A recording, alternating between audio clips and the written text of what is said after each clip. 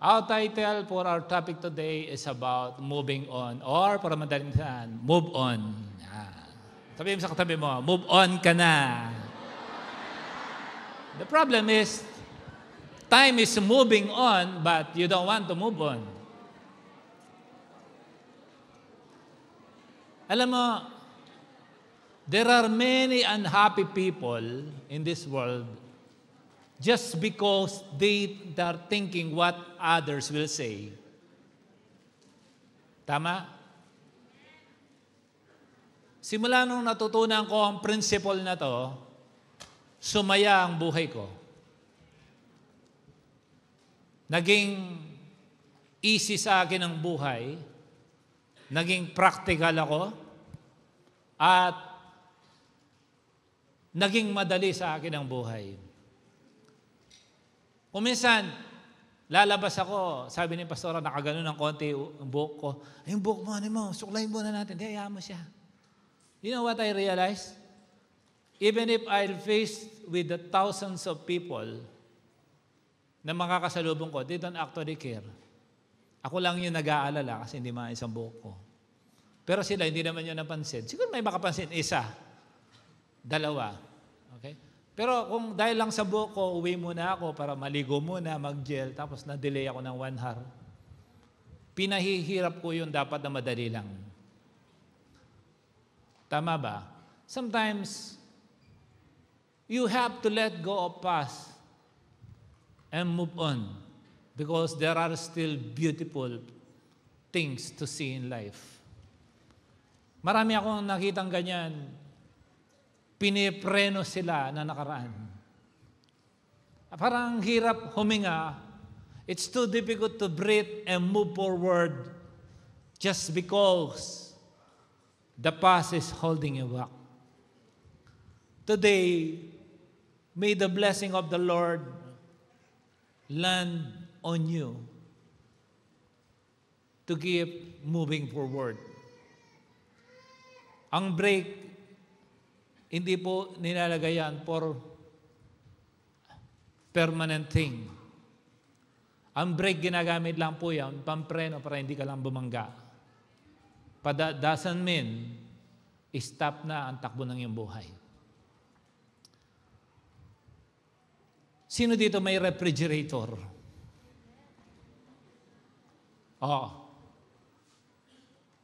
Usapang totoo to. Check mo ang mga expiry date na nandyan sa rep mo pag uwi mo. Amen. Ako, lalaban ako dyan. I'm sure may tatapon ako. Because you know why? We keep keeping things that is no longer necessary. Say amen. May nagregalo sa aking burro, masarap ang burro, pero 3 weeks na, duda na ako doon. Say amen. Ang burro, kung kailan tumatagal, sumasarap. Pero kahit pa, duda na rin ako. Ang daming sa bahay, because we've been in Dubai for 20 years. Imagine, 20 years. Nandito na kami sa Dubai for more than 20 years pala. Do you imagine how much stuffs we have collected from day one? Sa gulat nga si nanay, grabe, ang dami nyo ng gamit. 20 years na kami dito, ma. Pero ang dami-dami nyo talagang gamit. Ako napansin ko, ang dami talagang gamit. And we try to rearrange the house, and I keep on fitting the old stuff to be a part of the modern thing that I already knew. Kasi gumagawa kami dati ng mga hotel. So of course, I understand kung ano yung mga latest na mga interior design. No? So, nasa mind namin at nasa mind din ni Pastora. But what I observe, we keep on saving the old stuff, which is not wrong. Hindi po masama yun. Even my dress, you know, my long sleeve, before I always preach with a long sleeve. Yung mga tatagal na dito, they know. Kasi right from my work, directly, tatayo ako sa pulpito. nung nagbe-midweek doon, no? So, may mga long sleeves na nakita ko, ang dami na inipon ko, andun pa rin. Ngayon, nakatambak. Sabi ko, no. Huwag nating pamigay. Hayaan mo dyan. Alam mo, yung bed namin na merong box, punong-puno na halos, umumbok na kasi ayaw ko lang pamigay. Yung tinitreasure ko mga long sleeves. But, iba na ngayon eh. Dati G2000, ngayon medyo lakos yung suot. Things change. Say amen. Amen po ba? Ang mga pati yung mga paborito kong medyas, meron pa natitirang iba. Siguro mga medyas kong iba, meron na siguro 7 years. Kasi gusto ko yun eh. Mga shorts, 10 years. Hindi masama, pero will I still keep this just because they have memory? Or I can give it to other people so that I can have a new stuff in my life? Meron mga bagay na kailangan na natin mag-move on. Siguro, if people did not receive wisdom from God, baka hanggang ngayon ang service natin mga kalabaw. Kalesa. Si Pastora, nakakaranasan ko pang sinakay ko siya ng kalesa nung sinagot niya ka to. Siyempre, habang tumatakbo yung kalesa, gumagandang takatak. Tapos bababa yan, hawakan ko kamay. Hindi naman sa oldies kami, pero sa amin kasi, pag sumakay ka ng kalesa, social kayo. Sa pantry, ilang buwan na nakatabi yung turmeric mo doon, ininom mo na? Because you watch some reels with the doctor saying, pag ininom mo to, dinagyan mo ng Himalaya plus lemon, panglinis ng kolon. Tama ba? Pero yung lemon mo, nasira na, hindi mo pa ginawa. Ewan ko, kung tinatamaan ka. It's just there, but you don't benefit from it. Sa Facebook na lang, ang dami mong friends, pero kadalasan, chismosa nandun. Tama ba? Kung hindi, bakit hindi sila nagla-like kahit maganda yung pinopost mo? Amen. So, don't unfriend them. Please check your pantry. Some stuffs we do not need to preserve way too long. Siyempre, may mga bagay na naglalas. It doesn't mean you dispose, but you can develop. In Isaiah 43:18-19, you know, the captivity of Israel, for a very, very long time,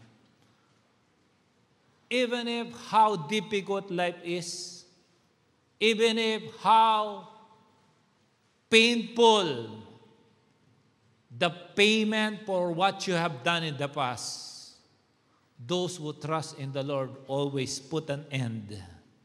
Because as a king, like the president, he can give pardon to anyone. Kahit hindi mo deserve. Because God is full of grace. The real grace, you can experience the pardon of God. Magtataka ka, kahit may ginawa kang sablay na matindi sa buhay mo, still God will bless you. Do you believe that? Palakpakan natin siya. Ang sabi sa Isaiah 43:18-19, do not remember the former things, nor consider the things of old. Behold, I will do a new thing. Now it shall spring forth. Shall you not know it? Sa Tagalog, Hindi mo ba nakikita? I will even make a road in the wilderness and rivers in the desert. Kaya sabi ni Lord, kahit imposible para sa'yo, gagawin ko posible at kaya ko yan. Amen. Look at this. Do not remember the former things. You know, even success, if you keep thinking your old success, you may not want a new success. Kasi you always live on the past. Amen? Kahit naman sa English, merong past participle, present, and future tense. Meron talagang pang future.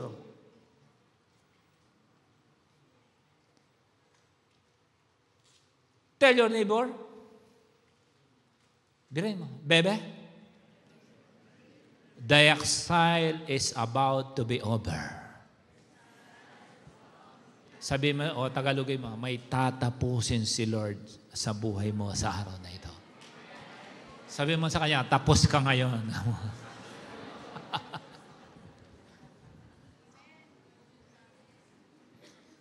From their captivity with the Babylon. You know why the Babylon have power over Israel? It's because of their disobedience to God. Natural, may pamalo ang Diyos. Kahit naman sa batas, di ba, makukulong ka pa rin. Pero meron ding sinisintensyahan ka. Dito pala, pag sinabing life sentence, that is 25 years. But there is always a power over every law. We knew it. Like the president, they have the power to pardon. Kahit ano pa nagawa mo. That's the law I know. Baka merong law na alam kayo na hindi ko alam. Pero yun ang alam kong law. Basta nagbigay ang presidente ng pardon, mapapalaya ka. Ang tanong, even if the president or the king is willing to give you the offer of pardon, you still have a contribution to accept the offer. Ikaw pa rin ang tatanggap nun. Na yung pardon na yon tinatanggap mo. Kasi you know, there are many people, though they have been pardoned, still they don't want to accept because they used to it. May nakilala kong matanda, nagpapakulong siya, ikulong niyo na po ako. Sabi ng mga pulis, wala naman po kayo nagawang masama. Ikulong niyo ako, sige na. Kaya pala, doon sa kulungan, may pagkain, sa labas wala.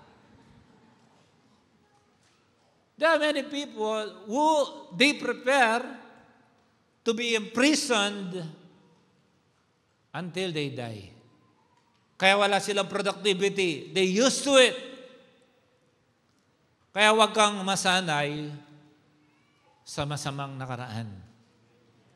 Sabihin sa katabi mo, ang failure, hindi kinakarir yan. Everything that you prayed for, God is about to do great thing for you today.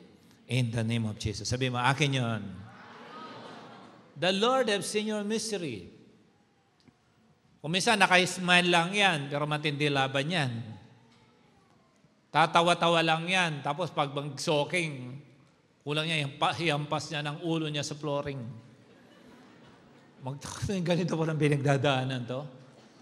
Di ba pag encounter gano'n, nagulat ka? Akala ko, napaka-pleasant na mukha nito, ba't ganyan? Parang galit sa mundo. Sabi ng verse 19, anong sabi niya? Behold, I will do a new thing. Now it shall spring forth. Shall you not know it?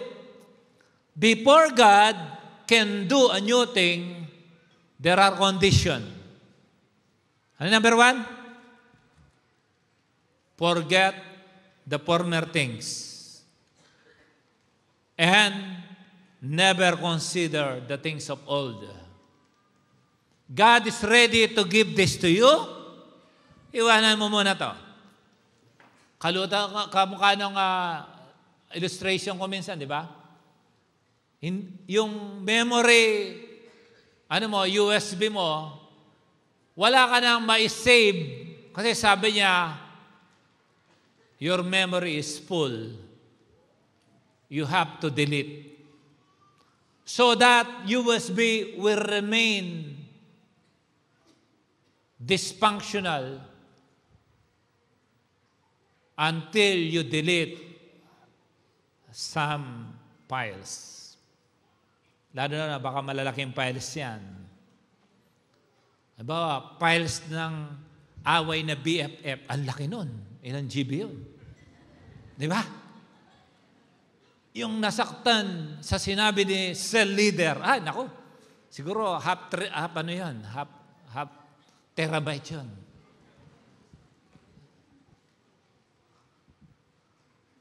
Hallelujah.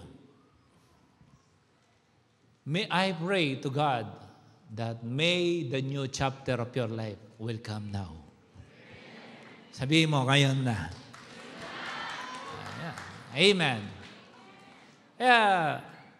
Kaya kumisan, I discern some people who almost beg God for something that ma-answer ang kanilang mga prayers. Actually, you don't need to beg God. If you are conscious that you are the son and daughter of God, you don't need to beg God. You approach Him as our Father, and you are a son. Have that decency. When you approach God, you cry out. But that confidence in you, you are approaching the Father. That's why you are calling our Father, because you are a son. We are sons and you are daughters of the Father. So approach God with decency. Humarap kang maayos sa Diyos. Isa na naman sasagot ni Lord sa iyo. Okay, did you forget your past? Did you leave your old things, your old stuffs before you came to me? Lalapit ka sa akin. Bakit? Binitawan mo na ba yung dapat na hindi mo dala bago ka pumunta dito? Ikaw ang makakasagot doon.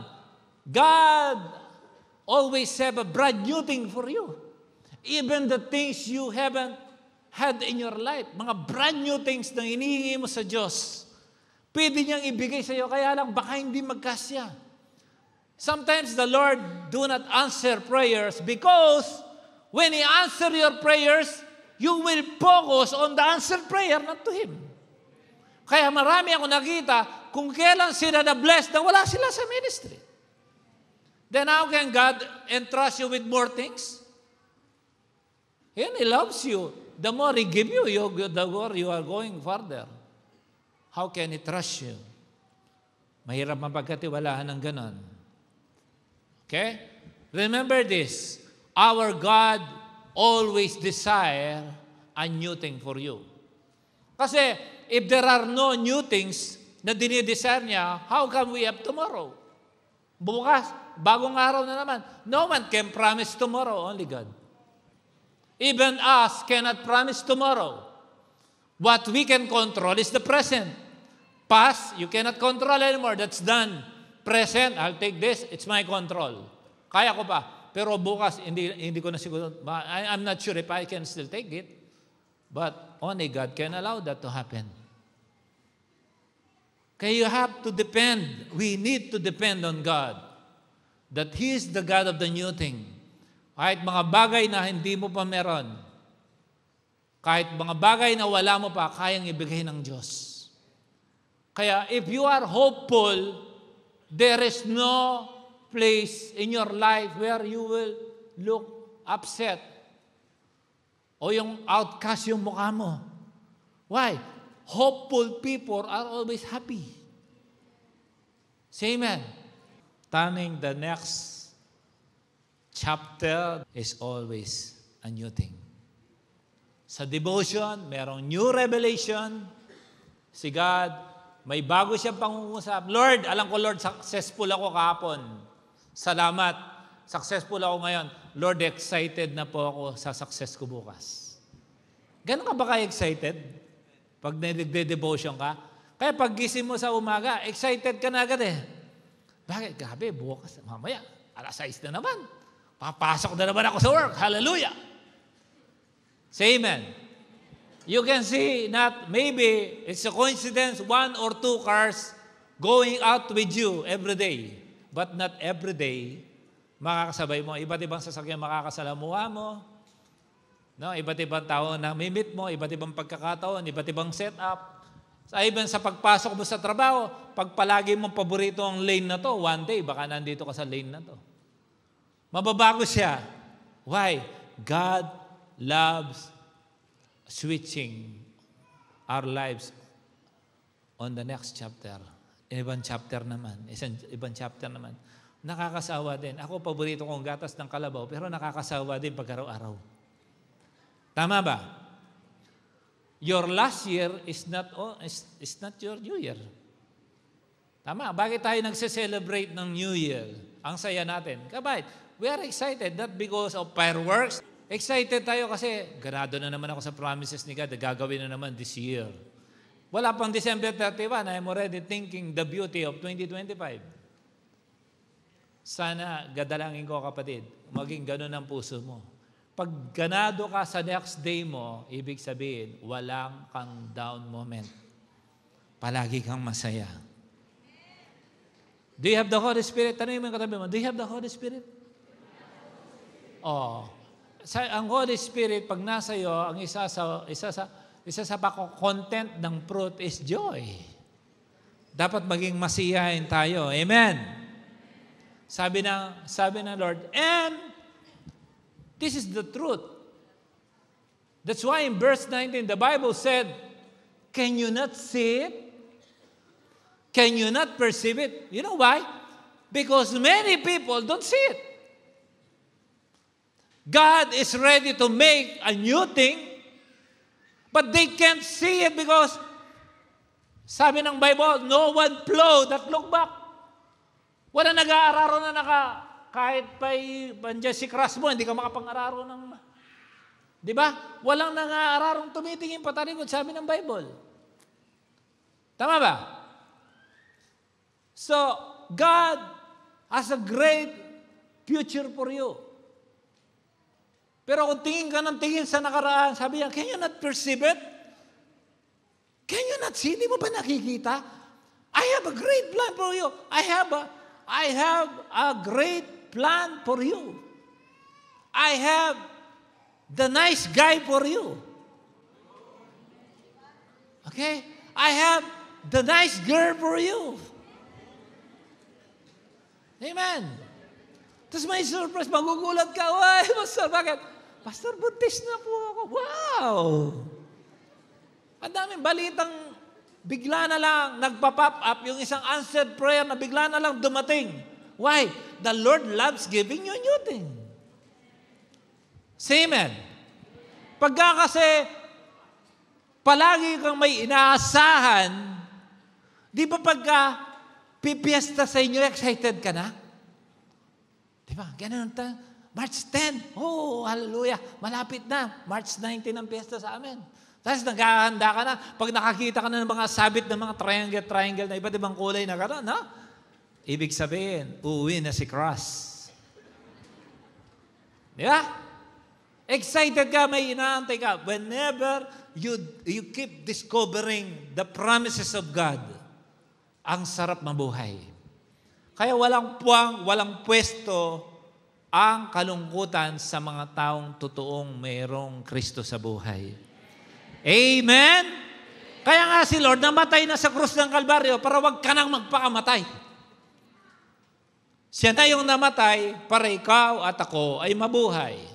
But problem is, there are many people, they don't see what God can see for them.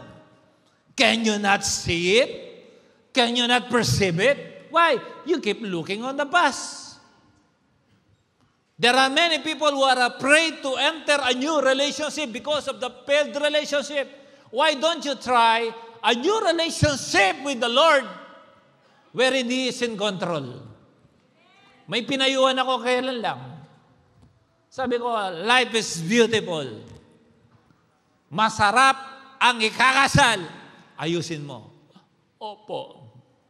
Sabi ko, buti sumunod.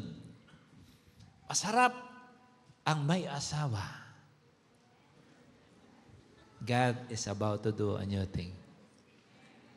I pray that you will encounter great surprises in your life from today. Sabi mo akin yun.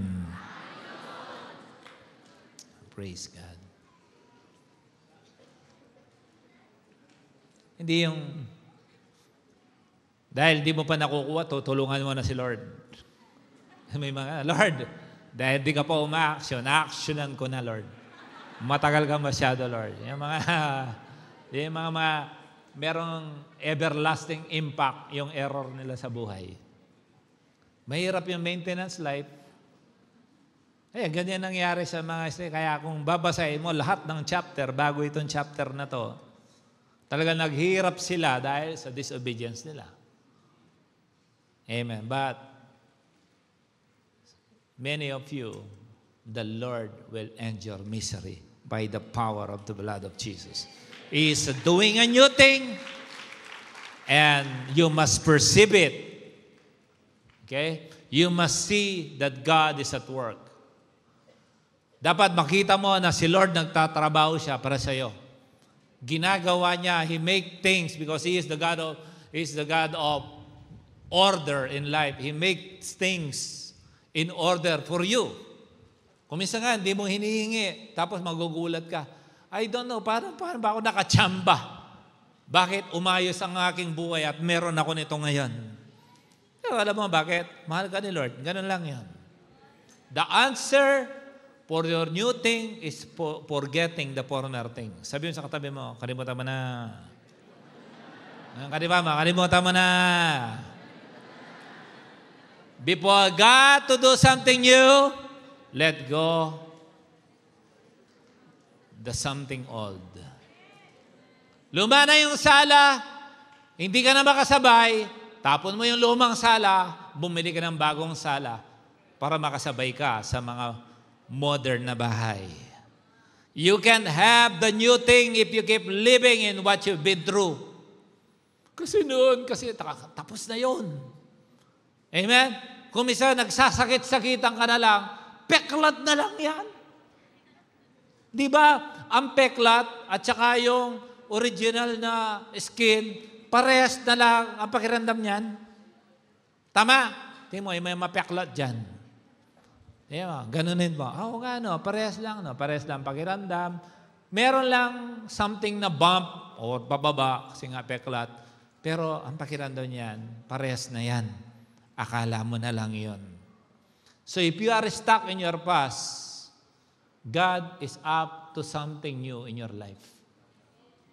Sabihin sa katabi mo, kaya natin to. Because you know why? You will miss the new things of God if you keep living on the past. Say amen. Harapin mo yung dapat mong harapin. I believe, after my declaration, I said, ang susunod ko maging girlfriend, mapapangasama ko na. Do you declare like that? Hindi yung, dapat magka-boyfriend ako para makapag-trial and error naman ako. Ayan. Kuminsan, trials na, error pa. Ba't ka magta-trial and error? Tama, dapat accurate ka. Amen. Ako talagang dineclare ko yan. Mapapangasawa ko na ang susunod kong maging girlfriend. Hindi namin ko naman may dati akong girlfriend. Pero pag-declare ko nun, yun na, dumating na si Pastora. And walang sisihan. Since 1996, lalong tumitindi ang aming pagmamahalan. Bakit? Galing sa Panginoon. Sabihin sa katabi mo, iba din ang galing kay Lord. Yung recommenda lang ni BFF, delikado yan. Amen. Kung minsan si BFF magre-recommenda, base yan sa experience niya. Pero kay Pastora, meron siyang friend na nire-recommenda ako. Salamat naman. Okay? Again, don't miss your new things from God. Don't miss just because of your old stuffs. Kung minsan may bibigyan ka, ang ganda nito, no? Kaya lang, puno na sa bahay, wala na akong paglalagyan.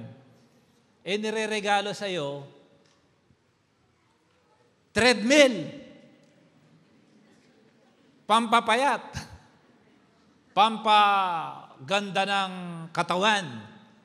Mas inuuna mo yung sopa na pampatulog. Alam mo, ayaw mong ilagay kasi actually, convinced ka na ito ang mag-stay sa'yo kasi iniisip mo iba. Ibang pakinabang ang nasa isip mo. Tapos magtataka ka, bakit hindi ako healthy? Kasi pinili mo yung sopa kesa sa treadmill. Nagtataka ka pa. Amen? So you cannot actually modernize your house if you still live the antique in. The antique stuffs you have to set aside. So ngayon, ano yung mga former things? Isa-isa na natin. Number 1, bitterness. May mga bitter pa dyan. Bitterness of what happened to you. Ang tagal na, hindi mo pa rin makalimutan. You still have anger and unforgiveness. You cannot get away. You cannot see the beauty of life. God is doing something new, but because of bitterness holding you. Okay? Do not be permanently tied to your bitter past. Yung bitter, dapat better na yan. Tama? You know, I always see sa ating news about an old battleship that ran aground somewhere in West Philippine Sea. Meron ba ako dyan? Pakilabas nga na, yung barko natin. Yan. Nakikita niyo ito palagi? Okay. When this ship ran aground, since then, the Philippines declared that this island, this submerged island is ours. I don't contest that, and it is within our exclusive economic zone. Mahilig ako magbasa ng mga about politics. Siyempre, I need to know as a pastor. But what I don't understand, we are claiming this land for very, very long time. Since even evidenced by this ship being aground. But why don't I understand why we did not develop this island? Because we claim it. Hanggang ngayon na nandyan old stuff. You see how strong as our claim, nakikita yung old stuff. Eh pagkakaiba lang naman ito, yung ibang barko, linubog ito, nasa labas lang. Pero marami ng mga linubog na barko na hindi na magamit. We are claiming it, but we're not doing about it. Have you seen any lighthouse control? Sana ginawa na lang itong museum. Pwede ba? At least we built something there. We say, this island is ours. Say amen. Paano mo pagmamalaki ng luma? Okay, may mga sundalo dyan ngayon. Amin to. You see that? Say amen. I'm not talking about politics. I just realized this morning, sometimes you cannot claim on something that is rightfully yours because you are not doing anything about it. Why? You're still in your past. Kung pininturahan to, ginawang museum. Alam mo, doon kami sa, between yung London Bridge, nandito yung London Bridge, nandito kami, andun yung London Eye. Nandito kami sa kabila. Merong battleship sa gitna. Diba, nagpunta na doon, mga taga ron. Meron isang battleship doon, pangalan niya, Belfast. Pumunta kami, old na, pero pininturahan, pinaganda. Naging, parang tourist spot. Pumunta kami, nakita ko yung loob ng battleship. No? Ang ganda sa loob, pero sabi ko, grabe. Luma na to, pininturahan, may silbi, kumikita pa ng pera. Sometimes, we cannot make use of our old experience for our advantage because we are not doing anything about it. Why? Your old experience failed you, and you are making yourself ready again to fail another one with the same future experience. You have to do something about your old stuffs that won't fail you. Kaya ako, tuwan-tuwa ako, yung ito, benta na natin ito, benta na natin. Ibang kumikita, bidib pa ako doon. At least pinagkakakitaan pa nila yung nakaraan. Ako, yung Jordan shoes, no, mamamahal, okay yan. May mga talagang iba pag iniwala mo, malaki pang balik. O yan, dahil kinalibutan mo na ako, yan na ang presyo niya ngayon. Mga Jordan shoes, no, yan lang kasi alam ko. Jordan shoes. Please lang, okay? If you think that God has given you something, it was made old, please do something about this. Fight for your right. Amen? Baka si Lord gusto na niya new thing, doon ka pa rin sa future, doon ka pa rin sa previous. Ang previous luma na yan. Tingnan mo yung mukha, katabi mo. Mukha ba ang luma yan? Do something about it. Remember, we are talking about bitterness. Hebrews 12:15, this is what the Bible said. Look after each other so that no one of you fails to receive the grace of God. Watch out that no poisonous root of bitterness grows up to trouble you, corrupting many. Hindi lang ikaw ang apektado ng bitterness mo. Bumabaril pa ng iba yan. Kaya, I always choose people when I speak with seriousness. Tingnan ko muna, walang bitter to. Ang kadalasan, mga bitter na tao, gustong i-transfer yung personal problem niya sa iyo. Yung personal na lungkot, may nakausap mo, parang lungkot ka na rin. Parang yung gusto niyang gawin, gusto magpakamatay ito, parang gusto ko na rin magpakamatay. Transferable kasi yan. Yung bitterness, kasi nga hindi hilom, ikaw rin may pass. So equate mo na yung sarili mo ngayon, oo nga, no, pares na tayo. Mamaya, apektado ka na. Pagka umatras ka rin, 5 steps back because of bitterness, then you will be left behind as well. Na dapat umabante ka, naiiwan ka uli. Amen. It can be God is bringing you to the promised land, but your mind is still in Egypt.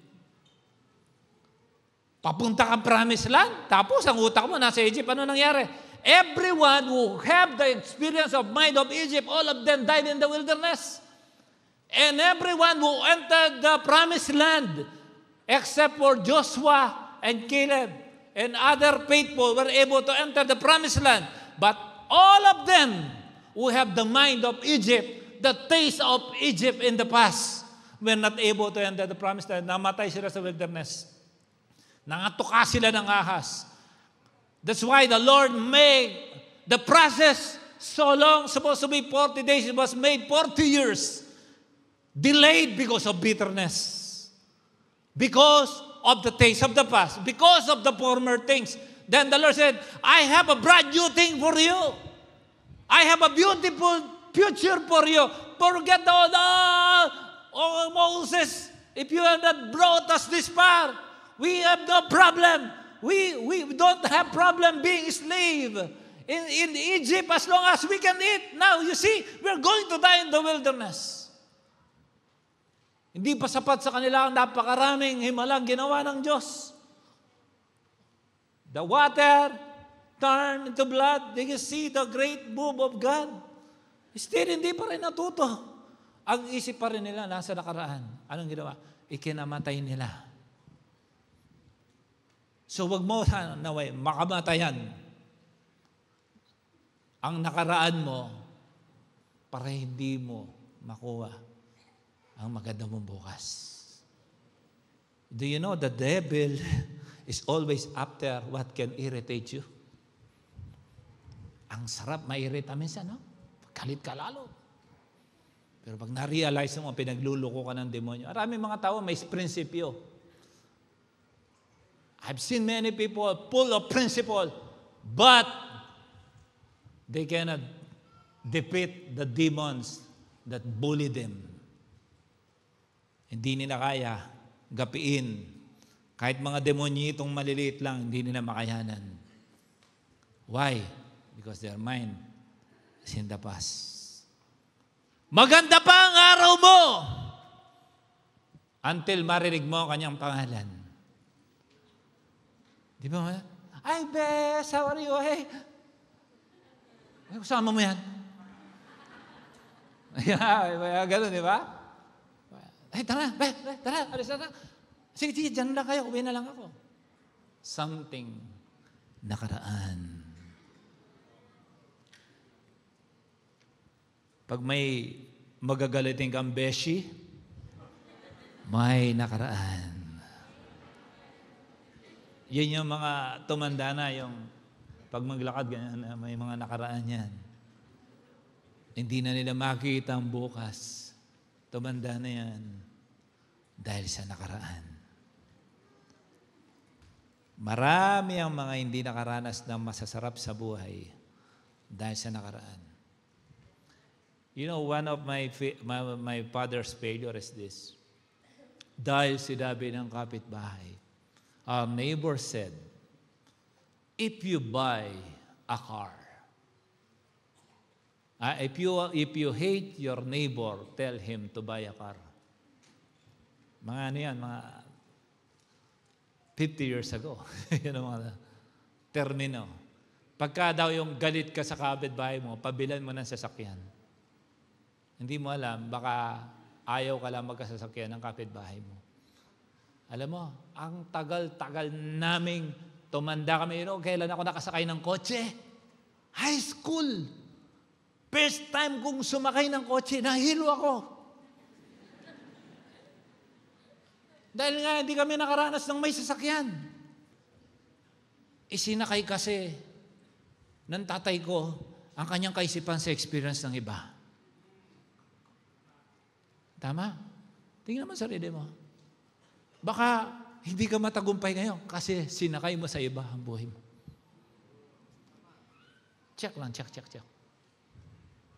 Madami mga taong hindi naging masaya dahil lang sa karanasan ng iba pinasa sa iyo. Don't miss what God is up to you. Amen. One failure is just one failure. There are thousands and millions of success awaits you. Bakit? Anak ka ng Diyos. Palampakan naman natin siya. There's no power in this world that can overturn the will of God. Walang pwersa, buong universe na to, na kaya niyang i-overturn ang kalooban ng Diyos. Pag sinabi ni Lord, bless ka niya, bless ka niya. Pag sinabi ni Lord na gagaling ka, gagaling ka. Ang problema, sinabi niyo, gagaling ka, hindi siguro, Lord. Yun yung former things. Amen? I remember my Malaysian staffs, my boss, my first construction job in Dubai. You know what they did? After they give me visa, they are lowering my salary. Sabi ko, I know that. Talagang pinasok ko yung project manager namin. Ginanong ko, don't destroy my dream in Dubai. Ginanong ko talaga. I'm not cruel, Ricky. Then give me an OC. Doon kasi pag nag-resign ka, pag wala kang NOC, mababan ka 6 months. Give me an NOC. I'll give you an NOC. Gumawa ko ng resignation letter, binigay ko doon sa secretary. Hoy, Pilipina, tatakin mo, espirmahan mo. Meron ako receiving copy. This is my day one of my resignation. I cannot accept this salary. This is not the promise of God to me. Can you fight for that? I go, resign ako. Really? Yes! Then I prayed, Lord, make way na hindi ako ma-ban. You know what the Lord did? He removed the ban in the entire UAE. Amen. Glory to God. 2 weeks, He removed. Since then, we can ship job, you don't need ban. Bakit? Kalooban ni Lord eh. When you stick to the promise of God, you have to let go of the old former things and you are focused on the promise of God. You are unstoppable. Say amen. Nilaban ko yun. Then my next job, Halos more than 12 years ako sa company. Nakapasok na ako ng isang magandang company. At mas malaki pa doon sa binigay ng mga kumpanya. I know, sabi niya, in-interview ako nung susunod, sabi niya, ito ang taas yung hinihingi mo salary, that's me. We cannot give that. Oh, that's another company already wants to hire me. Please tell me now if you want me. Then they hire me. Then the rest is history. You know why? I know what's rightfully mine. It's very clear, and I know we are kingdom people. We are the possessor of great and good things in this earth. Why? We are in control. Because, why? The success is just in our mouth. Ilaban mo ang para sa'yo. Sabihin mo yan sa sarili mo. Ilalaban ko ang para sa akin. Hindi yung, Lord, basta magkaasawa lang ako, okay na. Bili ka ng taga-Kidite, yung gumaganon-ganon na makina. Lord, wala kasi nagaganon-ganon sa ulo ko. Bumili ka ng pusa. I love seeing people done to fail a relationship. They'll just buy dog and cat. No problem. Until they find. Tapos pamimigay na yung aso, pusa. Yun na to. Sinong gusto mag-adapt dito? Bakit? May boyfriend na ako eh. Kaya pag bumili ng aso, alam ko na. Amen? If you see girls, or especially girls who love pets, I think they are a good lover. Wala palang mga boyfriend yan, pero binubuhos na. Pag nakikita mo yung pusa, lagi yan nakasuklay, nakariband. Amen? Matinong girlfriend yan. Amen? Pero pag buhaghag, kung pakasalan yan. Maraming mga super blessed, pero binubulag sila ng kanilang bitterness. They cannot see the beauty of life because bitterness, nakaraan. Please don't miss yung the best ng buhay mo. Say amen? Pangalawa, do not hold on to your anger. Mga galit sa mundo. And you must trust God's omnipotence. Pag makapangyarihan, sinabi mo, dinidignan mo, makapangyarihan ng Diyos, He's in control.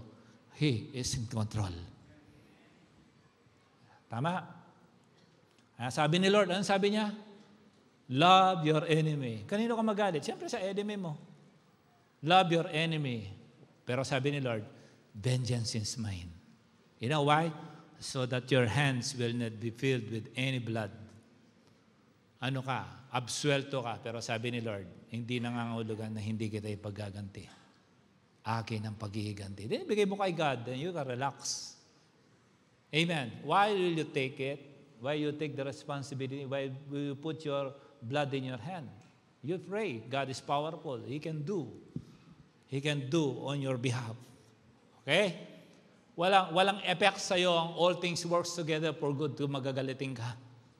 Pag magsalita, all things works together for good. Wala yun! Magagalitin ka eh. Yung mga may all things works together for good are those who understand that they need to leave the past behind. Amen? Yung iba nga dyan, hindi pa nakakapag-sorry, binless na ni Lord. Grabe ang pagmamahal ni Lord sa'yo. Hindi ka pa nagsasorry sa asawa mo, niregaluhan ka na. Ano pang isa? Guilt. Ang guilt, ilalak ka niyan. Ilalak ka sa nakaraan. Yung guilt, nag-guilt. Ano ba yung mga guilty? Ayaw mag-move on yan kasi nag-guilty ako eh. Look, if you are distant from God, then guess who's in charge? Dahil sa guilt mo, lalayo ka sa Diyos. The more you are going for, have you seen a literal light, right? If this is light, the more you go farther. Paliit ng palilit ang anino mo.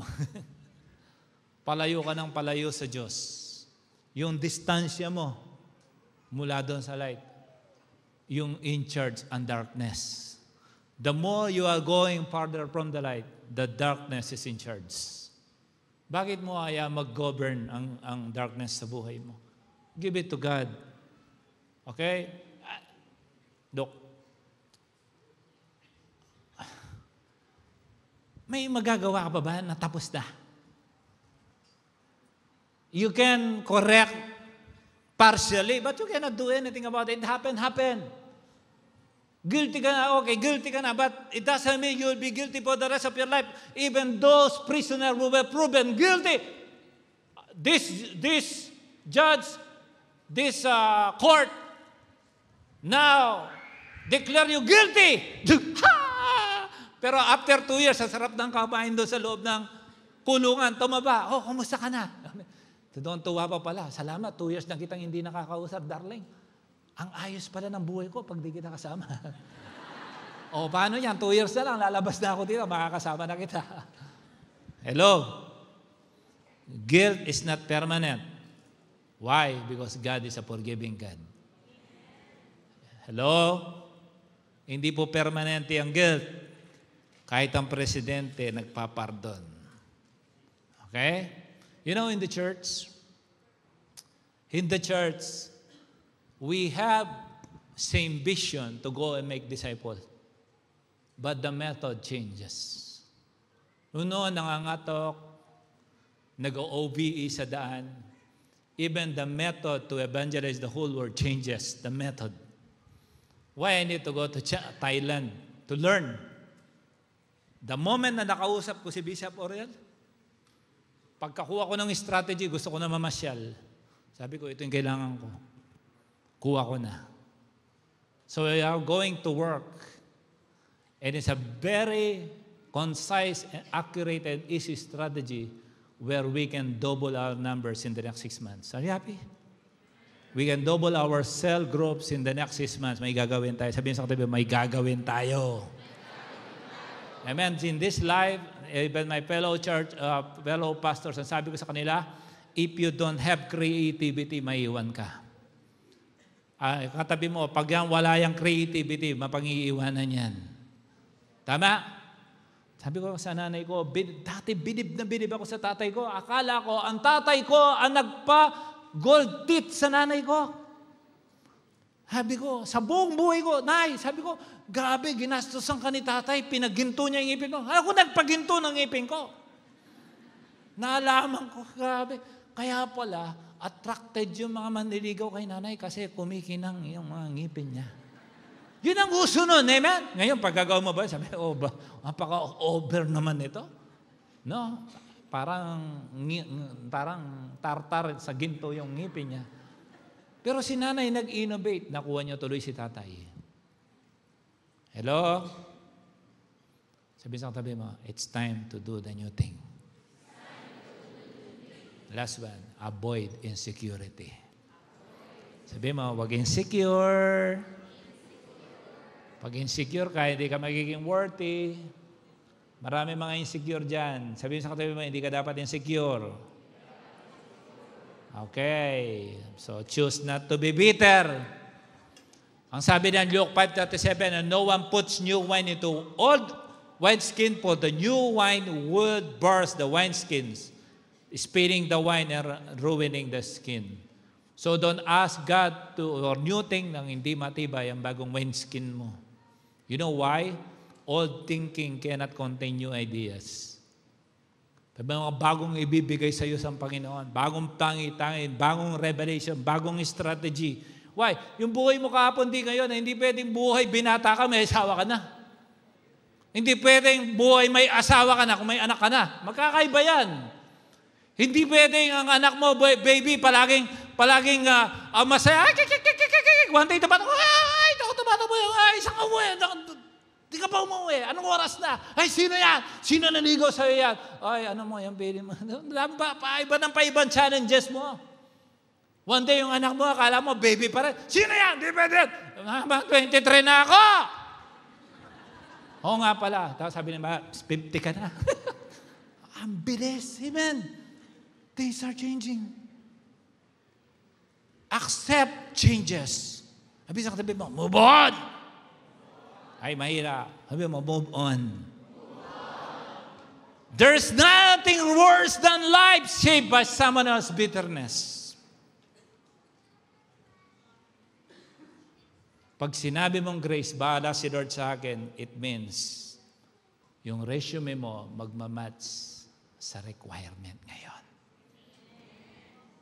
Sa mga architect, sabi niya, ay dati gumuguhit po ako. Madiretso po ako magsulat drawing. Hoy, AutoCAD na ngayon. Hindi ka marunong ka. Hindi, di ka tanggap. Kailangan mo mag-improve. 1 Corinthians 13:11, when I was a child, I spoke as a child. I understood as a child. I thought as a child, but when I became a man, I put away childish things. Please, many people grew older, but they never grew up. Sabi mo sa katabi mo, tumanda ka naman. At mag-grow ka din. Amen. Maturity is critical. Hindi mo na bagay ang mga high school gossip. Hindi mo na bagay ang mga high school gossip kung 40 years old ka na. Come on. Pagpaubaya mo yan. Kaya mga youth ngayon, iniintindi ko yung kailangan sabayan natin mga youth na to. Kung anong gusto nila.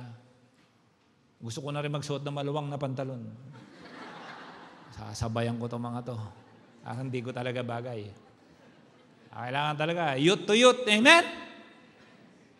So we have to understand that. The many people desire favor. The problem is they are not ready to handle the blessings. At daming taong gustong makahawak ng pabor, pero hindi sila ready. Why? Dapat may expired na ang bitterness mo. Sabi mo, may expired mo na ang bitterness mo. Amen? Hindi ba pwedeng ganun kapatid dati? Kailangan magbago ka na. Amen? Sino dito mga gusto ng mga new things? Ikaw ay mga kamay. Yung totoo. Yung Lord, parang sawan-sawa ka na. Alam mo, yung heart mo kahapon, dapat hindi na heart ngayon. Kung kahapon, H-U-R-T, dapat ngayon, H-E-A-R-T na. Amen? Ang sarap maging malaya. Amen? Amen. Kapag tinerminate ka na nun, okay lang yun. Iniwanan ka nun, sabi mo, iiwanan din kita. Lalo na wala ka nang magawa. Amen? Pag tinanggihan ka niya, sabi mo, you're lost. Pwede ba tayong tumayo? Alam mo, can you please, ilang minuto na meron tayo, pwede ba tayong maging totoo? Kasi, biro mo, akong pastor mo, tapos ang God mo si Jesus, tapos malungkutin ka. Can we say that Wi-Fi Win is one of the happiest places in UAE? Yung pagpupunta dito, saya-saya ako, mag-church ako. Meron tayong slogan sa Italy. Wi-Fi Win Rome, the happiest place in Rome. Ito, no? Amen. Kasi papasok doon yung mga malungkot paglabas nila. Hindi na malungkot kasi libre ice cream. Can we move on? Kasi first week ng June, halfway na tayo ng 2024. Mag-New Year na naman. Baka naman yung same na sinulat mo noong January 1, same pa rin ngayon. Yung attitude mo noong 2023, maintain mo ngayon 2024. Ibig sabihin, 2025, ganyan ka pa din. Pwede na ba tayong mag-move on? Okay lang ba yun? Sayat mo sa hindi, kahit anong gawin mo, tatanda ka. Sabi sa katanda mo, tatanda ka rin. Di mo mapigilan yan. Segundo by segundo, the time keep moving on. Wala kang magagawa doon. But you can plan the future. Di ba lagi ko ito sinasabi? Past is past. You can control the present, but you cannot control the future, but you can plan the future. Kung planuhin mo, ayusin mo. Masarap magplano. Basta kasama ang Diyos. Sige po, bago po tayo kumamawit. Pwede kong mabilis na maitawag po yung mga first time attendee. Ito ay magandang senyales kasi kaya new thing, new attendee. Kaya kami po ay masaya. Every Sunday, meron pong bago. Ako, masaya din ako ngayon. Bago yung damit ko. No? Pag may bago. Alam niyo, may bagong gagawin si Lord po sa inyo. Basta, hayaan niyo po lang po si Lord mag-operate sa buhay niyo. Mga bagay na hindi niyo pa nakita, makikita niyo. Pilipino po kayo? Pilipino po kayo? Okay. Kasi hindi siya sasagot kung hindi Pilipina. Baka kayo po ay Pilipina. Okay. Kasi all Pilipino pala to. Okay. So, si Lord may gusto siyang gawin ngayon at instrumento lang po ako at kami. Pag nagkaroon tayo ng buhay na kasama si Kristo, yung expectation natin everyday magbabago. Why? Kasi yung pong nabuhay tayo na wala si Lord sa atin, ang tawag po doon grace. Kasi hindi tayo namatay nang wala kay Kristo. Sabi ng Bible, to live is for Christ and to die is gain. So buhay o patay, kay Kristo tayo. Tama? Kaya ngayon, may magandang mangyayari. Kung papahintulutan po ng iyong puso, kaya sabi ko nga kanina, the Lord has great things, but you have to decide to leave the former things. God is offering you a brand new life, what we call salvation, if you will decide that your old life will be left behind and be washed by the power of the blood of Jesus. Kaya ang sarap po talaga ng may Diyos.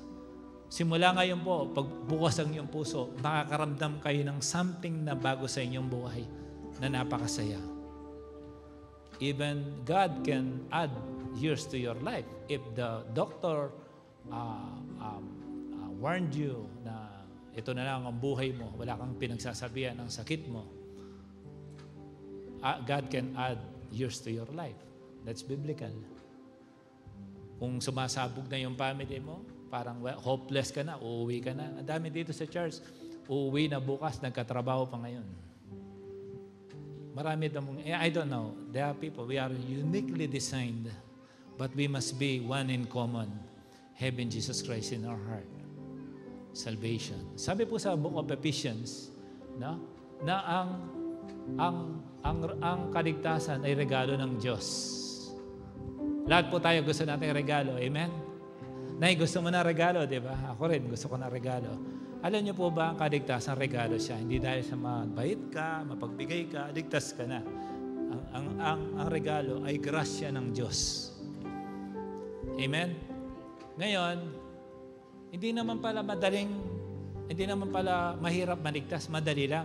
Basta bukas ang iyong puso. Sabi naman sa Romans 10:9-10, sabi niya, if you declare with your mouth Jesus is Lord and believe in your heart that God raised Him from the dead, you will be saved. Ang hirap. Hindi ka pala kailangan magbitbit ng cross o latiguin mo yung sarili mo. Paniwalaan mo lang na si Jesus ay Panginoon at sa puso mo, maniwala ka na siya'y nabuhay mula sa mga patay. Maniligtas ka. Of course, this is start. Believing, even demons believe. But after this is doing. Having Jesus Christ in your heart. Wala pong makakatapat na earthly things dyan. Okay? So, ang sabi niya, for it is with your heart that you believe and justify, and it is with your mouth that you profess your faith and are saved. So, sasabihin po natin. Okay lang po ba yun? Let Jesus operate in your heart today. Is that okay? So, you not change religion, you will just have the right relationship because Jesus is the mediator. The moment you confess that Jesus is Lord, Jesus the mediator between God and man. That's why He died on the cross. Sabi niya, through His blood, our sins were washed away. So merong maglilinis ng ating mga kasalanan. So magiging brand new ka ngayon. Sabi nga sa Bible, the old has gone and the new has come. If you will decide. Then from there on, it's about living a journey of Christian life through faith in the Lord Jesus Christ. Okay lang ba yun? I prayed the same prayer April 26, 1999. And this time is your turn.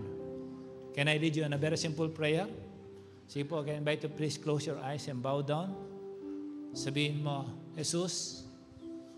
Sige, kahit hindi po malakas, sabihin mo, Jesus, ako po'y naniniwala na Ikaw ang Diyos na lumikha sa lahat.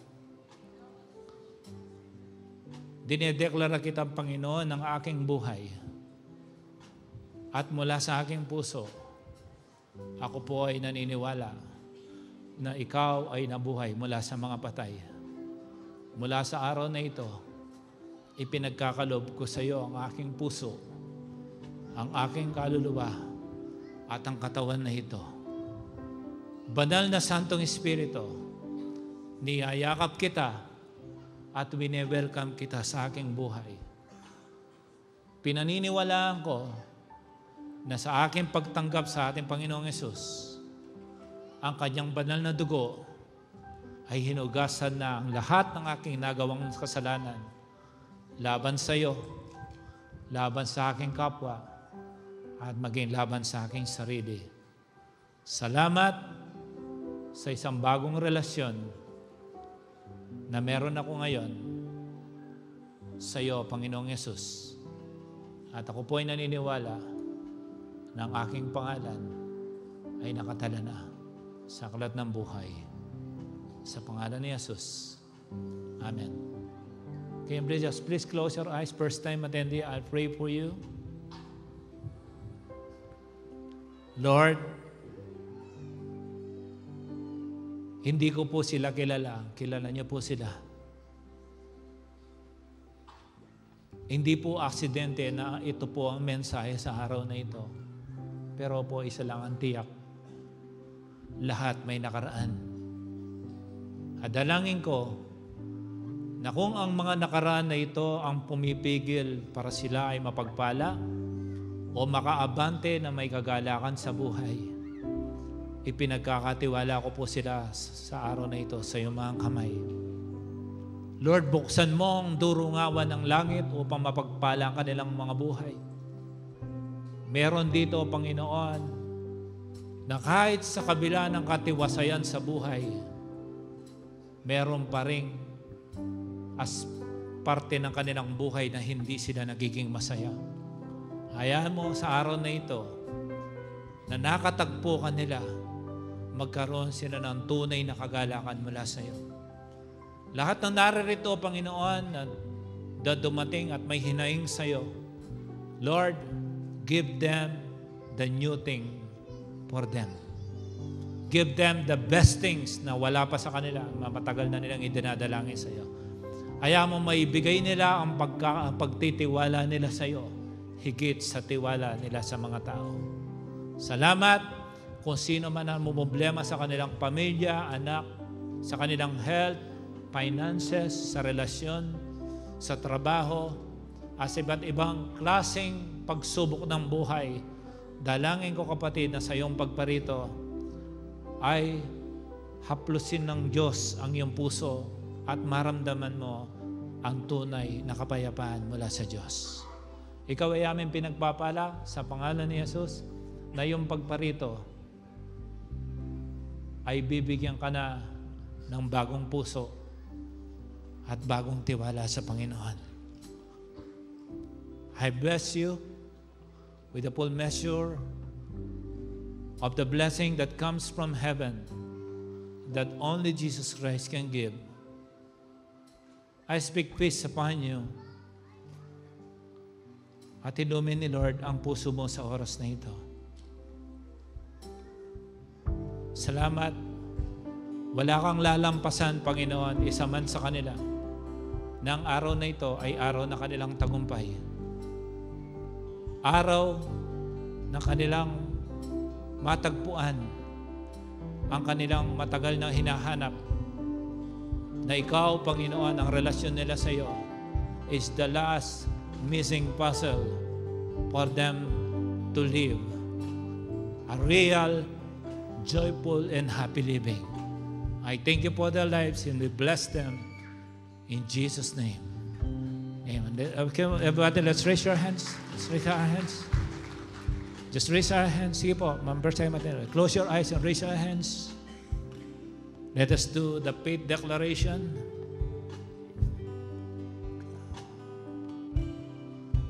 Say with me. I declare today, I am not a prisoner of the past. I am a brand new creation I deserve the best of life. I deserve the brand new mornings. I deserve a happy evening. I deserve to be happy. I deserve to be prosperous because I am conscious that I am fearfully and wonderfully made. I am conscious that I am a child of God. The kingdom belongs to me. I am a prince. I am a princess. And I have a king. He is unstoppable to bless me. I am like a tree planted beside the riverbank. Whenever I need nourishment, it is always available for me. Because Jesus is my Lord, my Master and my Savior. And that is non-negotiable. I am blessed beyond measure. My husband is blessed. My wife is blessed. My children are blessed. My family is blessed. My business is blessed. My company is blessed. I thank God for the increment is coming. Increment rain down over me. Promotion rain down over me. And I receive all this because the power is in my tongue. This I declare in the name of the Father and of the Son and of the Holy Spirit. This is my declaration in Jesus' mighty name. All the people of God shout.